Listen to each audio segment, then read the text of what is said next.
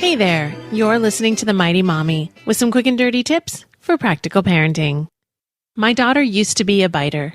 She didn't bite her friends though, she only bit me. Recently, a friend of mine expressed her frustration with her 1-year-old son who is also a biter. He bites other 1-year-olds. Regardless of whom the biter is or the age of the recipient, biting is never fun. It's important to curb the behavior as quickly as possible, but it's definitely one of the more difficult behaviors to get under control. At least, that was my experience. Toddlers bite for a number of reasons. Sometimes biting is simply a way to ease the pain of teething. Unfortunately, the target of the bite is often a person instead of a teething ring. In some cases, the biter is curious as to how the other person will react, so he bites and watches intently to see what happens. This can also happen if a child sees another child biting and mimics the behavior because the reaction is so interesting to them. Since toddlers are not yet aware that other people have feelings, they aren't able to understand that they are hurting someone. Another reason a child may bite is out of frustration. If someone has taken his toy away or he is feeling overwhelmed for any reason, a child who hasn't learned to use his words yet may retaliate by biting the nearest person. Similarly, a child can become frustrated due to lack of attention and may simply use biting as a surefire way to get someone to notice him. No matter what the reason, it's important to stay calm and address the situation immediately, especially if you can't stop it before it happens. One of the most important things you need to do when you're dealing with a biter is keep a close eye on your child. It's hard, but if you know that your child is prone to this behavior, you should watch him closely when he's in the presence of other children.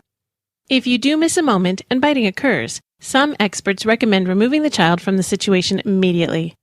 If your child is repeatedly removed, he will eventually connect the biting with the end of activities, but having to get up and go can definitely become frustrating for the parents. Before removing your child, make sure that the bitten child is okay, and be sure to give the injured playmate a visible form of positive attention. This will reinforce the fact that negative behavior will not be rewarded and that the victim is going to be the target of affection. When you discipline your child for biting, quickly say, "No biting," and remove the child from the situation. Once everyone is calm, advise your child, using age-appropriate language, that biting hurts the other person and that it's not acceptable. A 3-year-old will understand this much better than a 1-year-old, but you still need to tell them both. A younger toddler may simply be told, "Biting hurts." But remember, he may not understand. As children get older, they will understand that other people have feelings such as pain.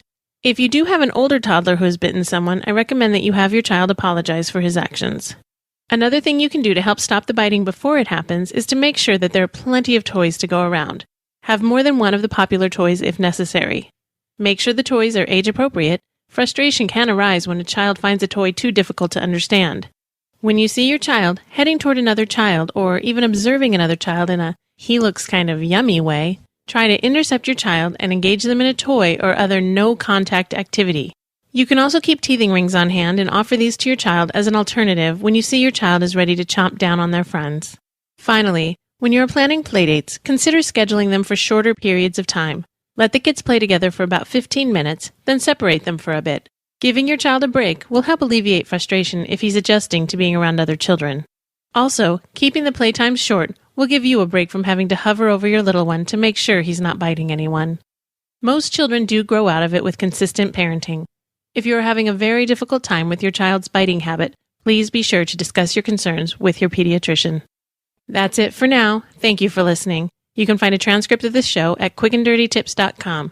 If you'd like to request a topic for the Mighty Mommy, you can email me directly at mommy@quickanddirtytips.com or leave a message by calling 206-202-2185. This is your friend, the Mighty Mommy, wishing you happy and fun parenting.